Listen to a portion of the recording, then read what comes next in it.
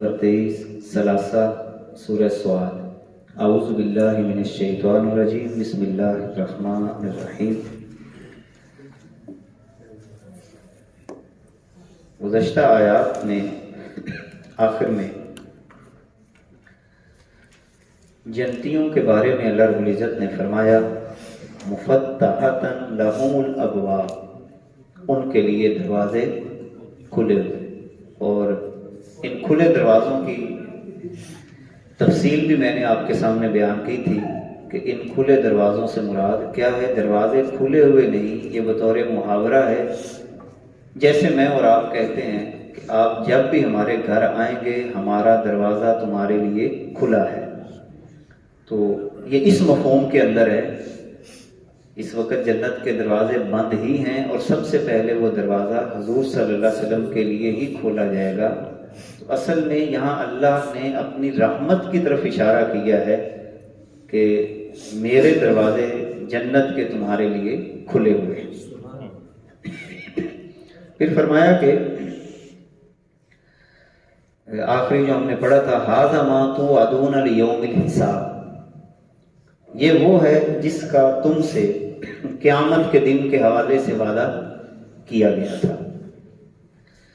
इन्ना हाज़ा लरुज़िक़ना, बेशक ये जो रिज़्क़ पीछे दिया गया है, लरुज़िक़ना, ज़रूर हमें दिया गया, मालहु मिन नफ़ाद, जो कभी ख़त्म नहीं होगा, जिसका कभी खात्मा नहीं होगा, हमेशा हमेशा के लिए दिया गया। हाज़ा, इनको तो ये हो गया, यानी गुज़श्ता। अब जिक्र जन्नतियों का जिक्र यहाँ पे ख़त्म हो गया। और जैसे मैंने पहले भी अर्ज़ किया कि जन्नतियों की सिफ़ात अल्लाह ने बयान की इस मकाम पे। अव्वाब की सिफ़त, उलिल ऐदी की सिफ़त, साहिब बसीरत होना ये सिफ़त।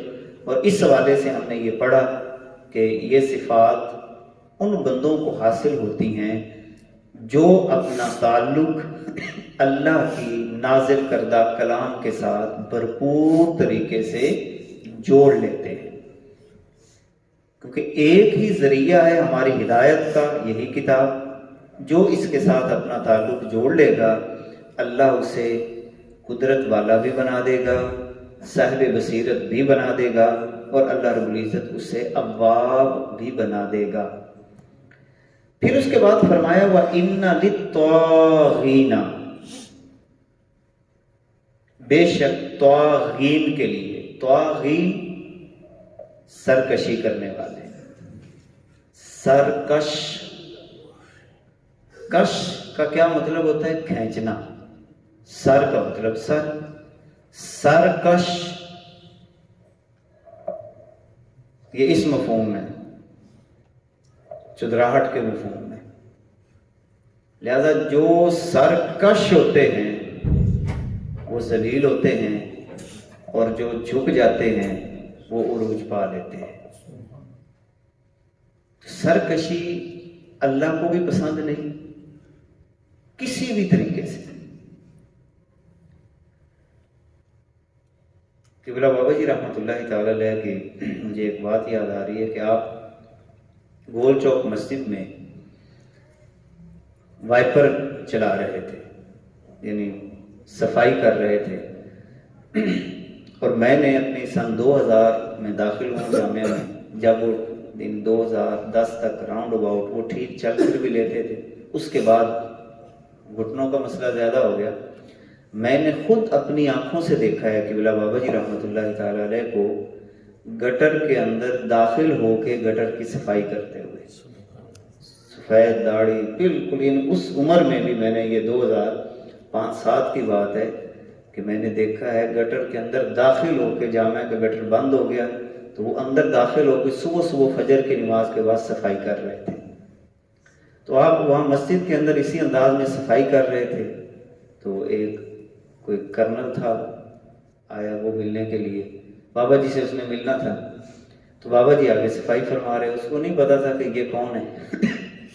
तो वो आके बाबा जी को कहता कि मैंने यहाँ पर मौलाना मंजूर अहमद को मिलना है। तो बाबा जी फरमाने लगे कि वो अभी मसरूफ़ हैं किसी जगह पे, आप ऊपर उनके दफ्तर है वहाँ पे बैठ के इंतज़ार कर लें, वो थोड़ी देर में आ जाते हैं। तो आप तारुफ नहीं करवाया कि मैं उसी अंदाज में आप सफाई करते रहे, और जब ऊपर जाके अपनी मसनद पे बैठे तो वो बंदा हैरान रह गया। और असल में यही कमाल है, तकब्बुर रा अज़ाज़ील रा खार कर्द। शेख सादी शिराजी करीमा सादी में लिखते हैं, तकब्बुर रा अज़ाज़ील रा खार कर्द। इसी तकब्बुर ने ही तो शैतान को जलील कर दिया। तो कैसे हो सकता है कि मैं तकब्बुर के साथ बड़ा हो जाऊं? सवाल ही पैदा नहीं होता। यानी हम बाद दफा ये समझ लेते हैं कि शायद जिंदगी के अंदर लोगों के सामने मुतकब्बिर बनकर शायद हमारी कोई टौर बन जाएगी। कभी भी नहीं बनती टौर, सवाल ही नहीं पैदा होता आपकी टौर बन जाए। हमेशा लोगों की नजरों में बंदा गिर जाता है। आजिज़ी इख्तियार करना, चुप रहना, सब्र करना, यही बंदे का असल वकार है। तहम अगर आप कोई बात करना भी चाहते हैं, आप किसी से इख्तिलाफ हो जाता है, ये भी एक इंसानी फितरत है। यानी ऐसा नहीं होता किसी के साथ आपका इख्तिलाफ ना हो, ये हो ही नहीं सकता। ये इंसानी फितरत है। उसके हजारों तरीके अल्लाह और उसके रसूल ने हमें बयान किए हैं अपने इख्तिलाफात को हल करने का। बहुत सारे तरीके हैं। जब आप कुरान पढ़ेंगे तो आपको वो सारे तरीके इंशाअल्लाह समझ भी आ जाएंगे। जो तागीन हैं, सरकश, लशर्र मआब, जरूर उनके लिए बहुत बुरा ठिकाना है, बहुत बुरा ठिकाना है तागीन के लिए। तगा, सरकश हो जाना, हिदायत के सामने अकड़ जाना, कुरानी तालीमात के सामने अपने सर को झटका देना, ये इस मफहूम में। बाद दफा हमसे गलतियां होती हैं, कोताहियां हो जाती हैं। हम इंसान हैं, हम नबी तो नहीं हैं। और अगर मुझसे कोई गलती हो और मुझे कोई ये कहे जनाब आपसे ये गलती हुई है, कुरान तो ये कहता है, मसलन मैंने हो सकता है किसी की चुगली की हो, मैंने की हो, और मुझे कोई आके कोई भी कह दे कि सर आपने चुगली की है, ये तो कुरान में मना है, तो मुझे उसका शुक्रिया अदा करना चाहिए, बजाय इसके कि उसका गिरेबान पकड़ लो। तू कौन होता है मुझे समझाने वाला, मैनू थोड़ा पता है। ये रवैया भी हमें बहुत ज्यादा नुकसान दे रहा है। देखिए, अगर सैयदना उमर फारूक रज़ी अल्लाह तआला अन्हु जैसे अजीम सहाबी कुरान बयान कर रहे थे और किसी कुरानी आयत की तशरीह बयान करते हुए आपका फहम जो था वो थोड़ा सा और हुआ, तो एक औरत ने खड़े होकर कहा था, जनाबे उमर आप इस मकाम पर बात दुरुस्त नहीं कर रहे। तो आपने फौरन उस औरत का शुक्रिया अदा किया और फरमाया, शुक्र है कि मुझे इस बात का इल्म हो गया। ये कौन है? जो हाकिम वक्त हैं, और हम तो कुछ हैं भी नहीं। और फिर पता नहीं कहाँ किस दुनिया में हम अपने आप को समझने लग जाते हैं कि हमारे खिलाफ तो कोई बात कर ही नहीं सकता, हमें तो कोई टोक ही नहीं सकता। ऐसा अंदाज इख्तियार ना किया जाए। ये तौहीन का अंदाज होता है, मोमिनीन का अंदाज ये नहीं होता। अब क्या सजा है ऐसे लोगों की? सबसे पहली बात तो ये फरमाई, तौहीन की पहली सजा जहन्नम यसलौनहा, जहन्नम के उसमें ये जाएंगे। फबिअसल मिहाद, कितना बुरा ठिकाना है, कितना बुरा बिछोना है जहन्नम। हाजा फलयज़ूक़ूहु हमीम, अब चाहिए कि वो चखें। हमीम खौलते हुए पानी को कहते हैं। हम्माम भी इसी से है। जब हम कहते हैं हम्माम, ये मुहावरा भी हम बाद दफा बोलते हैं, पंजाबी में हमाम ताई खड़ा है। तो हमाम पहले ही गर्म होता है, ऊपर से ताई खड़ा है, ठीक है ना। तो हमाम पहले ही गर्म होता है, ठीक है ना, फिर ऊपर से हमाम ताई खड़ा है। تو حمام گرم کو ہی کہتے ہیں، شدید ابلتے ہوئے گرم پانی کو. تو اسی یہ حمیم تو فعیل کے وزن پر ہے، جیسے رحیم، کریم، جس کا مفہوم یہ ہے جیسے ہم کہتے ہیں نا اتنا رحیم اتنا کریم کہ انسان کی سوچ رک سکتی ہے، اس سے بڑی رحمت اس کی. تو جتنا آپ گرم پانی کا تصور کر سکتے ہیں نا کہ اتنا گرم ہو سکتا ہے، وہ تھوڑا ہوگا. وہ جہنم کا پانی اس سے بھی زیادہ گرم ہوگا. حمیم و غساق اور پیپ، الیاذ باللہ، اللہ رب العزت. اور زخموں کی پیپ جو ہے، سڑے ہوئے گندے زخموں کی پیپ سے نکلنے والے پانی کو غساق کہا جاتا ہے. اللہ ہمیں محفوظ رکھے. کیا ہونا ہے ہمیں کوئی پتہ نہیں یار. ہمارے نیکیاں اتنی نہیں ہیں کہ ہم بچ جائیں. خدا کا فضل مانگے ہر وقت کہ اللہ ہمیں بچا دے. پتہ نہیں کیا ہونا ہے. بس سانس جب نکلے گی، آنکھیں بند ہوگی، ایک نئی دنیا کا سفر شروع ہو جائے گا. اللہ سے دعا مانگے کہ وہ ہمارا سفر صحیح ہو جائے. دنیا میں تو پھر جیسے یہ گزر رہی ہے، مرنے کے بعد والے جو عقیدہ آخرت ہے یہ ہمارے ٹھیک ہو جائیں. اللہ اکبر. وآخر من شکلہ ازواج. اور اسی طرح اسی شکل کے اور جوڑے بھی ہوں گے، اسی شکل کے. اب ان شکل کے جوڑوں سے کیا مراد ہے؟ ان جوڑوں سے مراد عذاب ہیں. یعنی جس شکل کا یہ عذاب ہے، جس شکل کا ابلتا ہوا پانی اور گندی بدبودار پیپ، جس طرح کی یہ ہے، اسی شکل کے اور جوڑے. یعنی دو عذابوں کا یہاں پہ ذکر ہے نا، اسی طرح کے اور عذاب. جیسا کہ روایات کے اندر آتا ہے کہ بعض عذاب اس طرح کے ہوں گے کہ دو گوشت ایک بندے کے سامنے رکھے جائیں گے تو وہ ان میں سے گندا گوشت کھانا شروع کر دے گا، اچھا گوشت نہیں کھائے گا. تو یہ بڑی طویل حدیث ہے. پوچھا گیا، حضور نے پوچھا جبریل سے کہ یہ کیوں ایسا بندہ کر رہا ہے؟ تو حضرت جبرائیل علیہ السلام نے عرض کی کہ یہ بندہ اپنی حلال زوجہ کو چھوڑ کر یہ بدکاری کی طرف چلا جاتا تھا. اس پر عذاب یہ ہے کہ حلال زوجہ کو چھوڑ کر بدکاری کی طرف جو یہ چلا جاتا، دوسروں کی عزت کی طرف نگاہ اٹھاتا، یہ گویا کہ حلال جو صالح گوشت ہے اس کو چھوڑ کر یہ بدبودار گوشت قیامت کے دن کھائے گا. اسی طرح بعض روایات کے اندر ذکر ہے کہ خون کا جو ایک تالاب ہوگا، اس کے اندر وہ ڈبکیاں لے رہا ہوگا اور باہر سے کوئی پتھر مار رہا ہوگا، جیسے وہ باہر نکلنے کی کوشش کرے گا وہ اس میں ڈال دیا جائے گا. تو اس حوالے سے بھی کسی چیز کی طرف منسوب ہے، ابھی ذہن میں نہیں ہے. اور اس طرح کی کئی شکلوں کے عذاب. خارش کے لباس کا جیسے حدیث میں آتا ہے، خارش کا لباس پہنایا جائے گا اس خاتون کو کہ جو دنیا کے اندر یہ بین کرتی ہے، میت پر جو بین کرتی ہے، تو اس وجہ سے اسے خارش کا لباس پہنایا جائے گا. کئی عذابوں کا ذکر ہے کہ ان کے ناخن بڑے ہوں گے اور وہ اپنے ہی ناخنوں سے اپنے چہروں کو نوچ رہے ہوں گے، ایسے کر کے نوچ رہے ہوں گے. تو یہ چغلیاں کرنے والے لوگ، ان کی طرف اس عذاب کا ذکر ہے.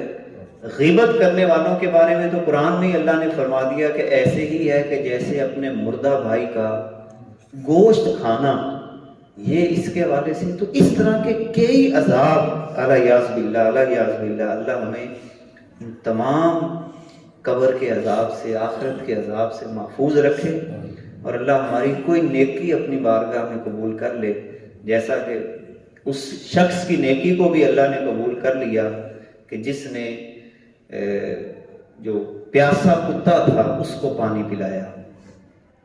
کتا پیاسا تھا. دیکھیں اللہ کو بڑی ادائیں یہ پسند ہیں، اور اس میں جو بات نکلتی ہے نا ان حدیث میں، وہ رحم دلی کی ہے. یعنی سختی اپنے اندر سے نکال لیں. یہ سختی بڑی خطرناک ہے، کیونکہ سخت ویسے نرمی میں بہت ساری غلطیاں ہو بھی جائیں تو اللہ اس میں معاف کرتا ہے، کوئی بات نہیں، اس کا ارادہ نہیں تھا، ویسے ہو گئی. تو سختی سے انسان بہت ساری غلطیوں کی طرف چلا جاتا ہے، اندر کی نرمی انسان کو نیکیوں کی طرف لے کے جاتی ہے۔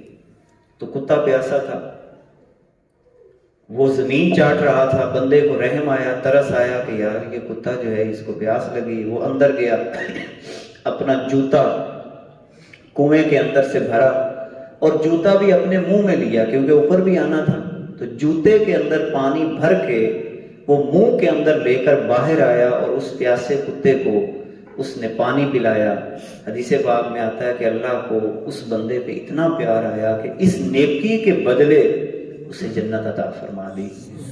تو اگر ہم یعنی حضور یہ اشارہ دے رہے ہیں کتے کے ساتھ نیکی کرنے والے انسان کا یہ مقام ہے، تو انسانوں کے ساتھ نیکی کرنے والے کا کتنا بڑا مقام ہوگا کہ ہم انسانوں سے رحم دل ہو جائیں، انسانوں کے کام آئیں، چلو کام نہ آ سکیں تو نقصان نہ پہنچائیں۔ یعنی یہ تو زندگی کا اصول آپ بنا لینا کہ چلو کسی کے کام نہیں آ سکتے تو کسی کا نقصان تو نہ کریں۔ اب نقصان ہم کئی شکلوں میں کرتے ہیں، پیٹھ پیچھے برائیاں بیان کر کے، غیبتیں کر کے، کسی کو کسی کے خلاف اکسا کر یہ نقصان کرنے کی کوشش کرتے ہیں نا۔ اسی لیے اللہ کے نبی نے فرمایا جہنم میں سب سے زیادہ لوگ اپنے زبان کی وجہ سے جائیں گے۔ ہم زبان کو روکتے نہیں ہیں، بس تڑا تڑ وہ غیبتیں کر کے، چغلیاں کر کے، کسی کو کسی کے خلاف کر کے استعمال کرتے رہتے ہیں، اللہ یعوذ باللہ۔ وآخر من شکلہ ازواج، اور اسی طرح کے کئی قسم کے عذاب۔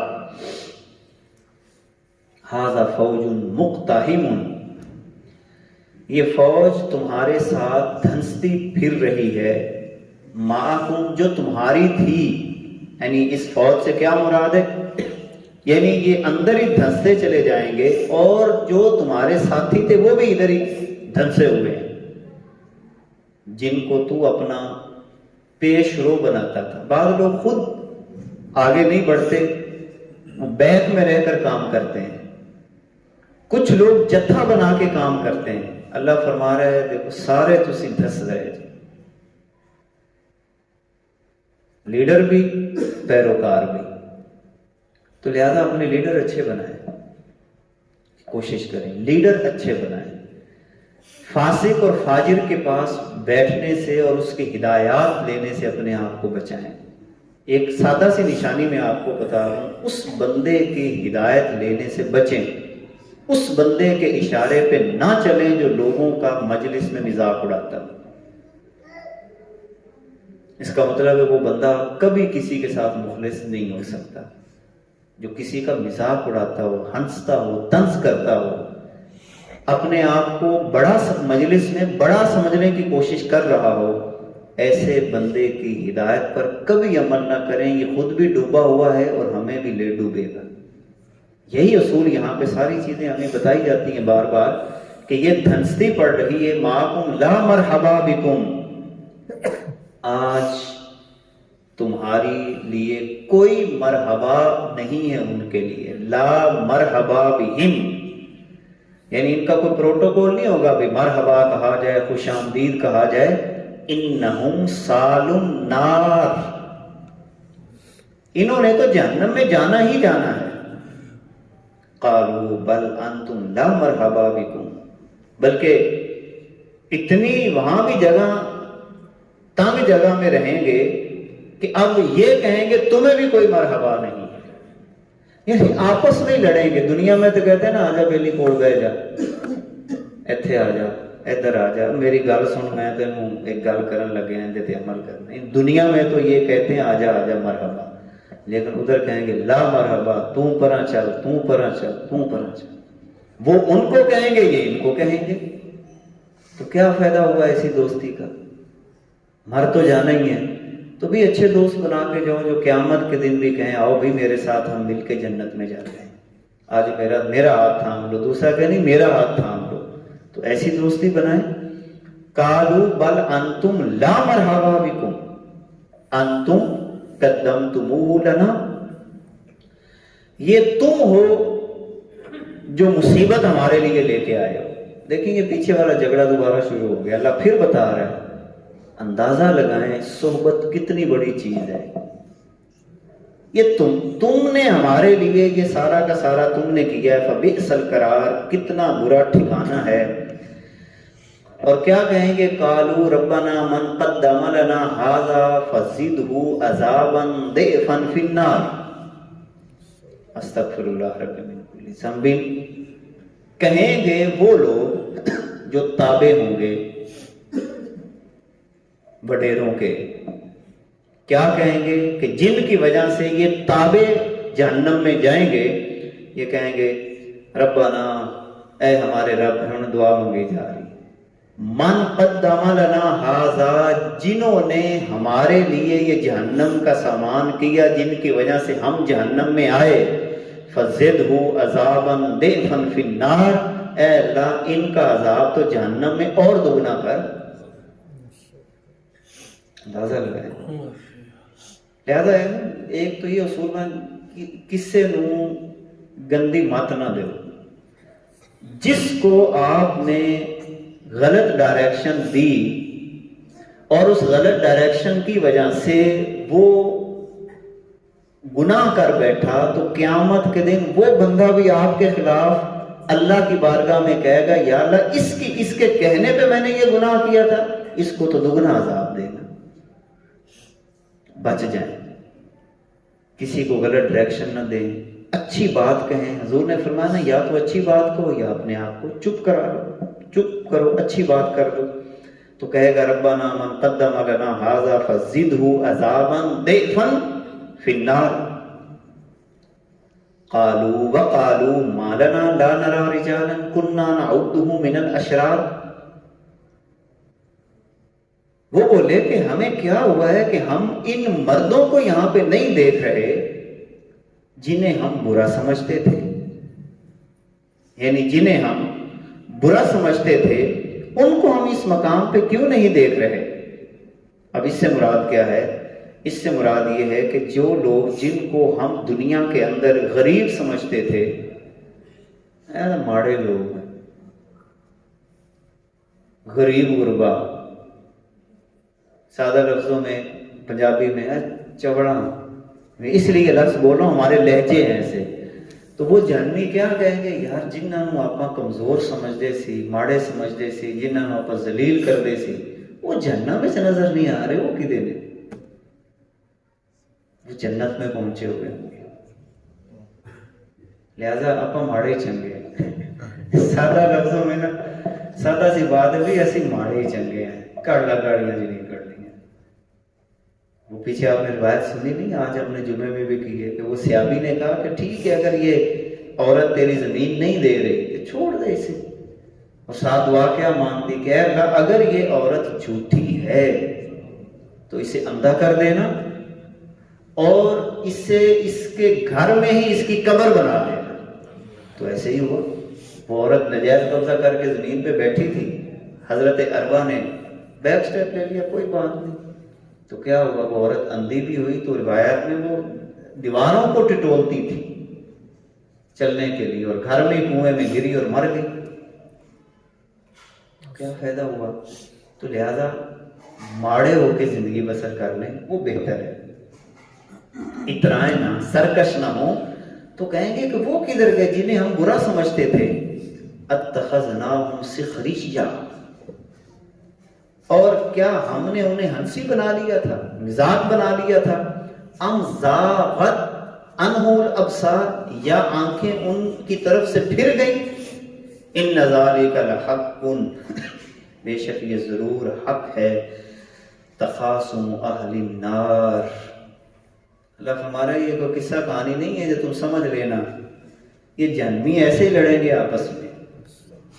یہ کوئی قصہ کہانی نہیں ہے. لہذا مت بھی کسی کو اچھی دیں اور کسی ایسے بندے کے پیچھے نہ چلیں جو لوگوں کا مذاق اڑاتا ہو، لوگوں کو آپ ذلیل کرتا ہو، ورنہ وہ قیامت کے دن خود بھی ذلیل ہوگا، آپ کو بھی ذلیل کرے گا، بلکہ جس نے اس کی پیروی کی. اگر میں نے کسی کو غلط مت دی ہے تو جس کو میں نے غلط مت دی وہ میرے خلاف دعا کیا مانگے گا؟ اے اللہ اس کو تو دگنا عذاب دے نا، اس کو دگنا عذاب دے. تو سب سے پہلا پوائنٹ آج کی پوری ہمارا سبق ختم ہے، آج کے پورے رکوع کا جو نقطہ ہے وہ کیا ہے؟